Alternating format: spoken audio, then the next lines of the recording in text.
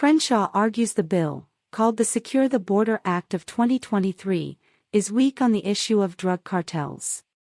The Texas Republican cited a provision, found in Section 123, that would require Department of Homeland Security, DHS, Secretary Alejandro Mayorkas to submit a report to Congress on whether to designate cartels as foreign terrorist organizations. The brief section on the cartels, criminal organizations that profit to the tune of billions off illicit activities including smuggling migrants and trafficking drugs, is the sole mention of the issue in the 213-page bill. There's no increased prison time for cartel members. No targeting cartel finances. No going after the people who aid and abet them, Crenshaw wrote on social media.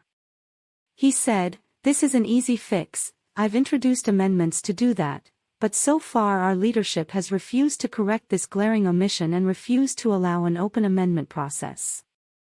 Nor is there a plan to consider exclusive cartel legislation on our calendar."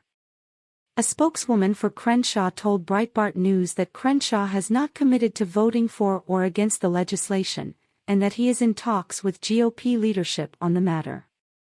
One way the congressman would consider voting for the bill, she said, is if leadership were to guarantee him a floor vote on future anti-cartel legislation. In addition to Crenshaw, Representative Victoria Spartz, RN, appears undecided on the bill, and Representative Thomas Massie, Republican Kentucky, opposes it because of his concerns that the federal government would abuse the bill's E-Verify mandate, which is designed to prevent illegal migrants from working in the U.S. Massie worries the government would use the E-Verify system to push mandatory vaccinations. Spartz said Tuesday both Crenshaw and Massie raise very important points. Depending on absences on the day of the vote, which is expected to be Thursday, Republicans can only afford a few defections within their conference before the bill would fail, as most or all Democrats are likely to oppose it. At least 3 other Republicans had been on the fence about the bill: Representative Dan Newhouse, WA, whose family operates an 850-acre farm, and Representatives David Valadao, CA, and Mike Simpson, ID, because of the E-Verify mandate's impact on the agriculture industry, per Politico.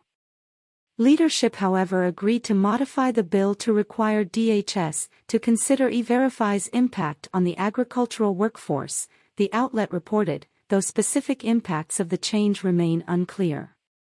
Republicans unveiled the legislation last month, where House Majority Leader Steve Scalise, Republican Louisiana, touted it as the strongest border security package that Congress has ever taken up and vowed that the House would pass it. The bill vote, if it does occur as planned on Thursday, would take place the same day the Biden administration lifts the Title 42 border barrier, a policy change expected to massively exacerbate the already existing migration crisis.